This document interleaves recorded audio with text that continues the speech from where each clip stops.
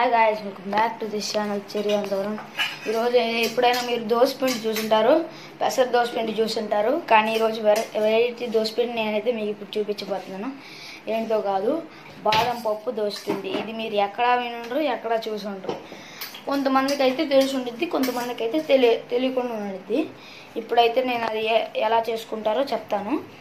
First మీరు 400 grams బాదం పప్పుని బాగా నానబెట్టుకోండి.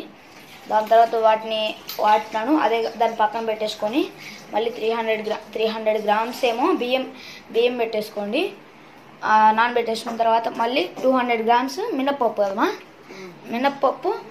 మినపప్పు నానేసుకోండి. మొత్తం నానేసుకున్న తర్వాత వాటిని మొత్తం మిక్సీలో వేసుకుంటే తొక్కలేని తీయమని లేదు. బాదం పప్పు ఇదిగోండి, తీసేసుకుంటే ఇలా వస్తుంది. పిండి మొత్తం అయితే ఇలా వచ్చేసిద్ది. మార్నింగ్ అయితే ఫ్రెష్గా అయిపోద్ది.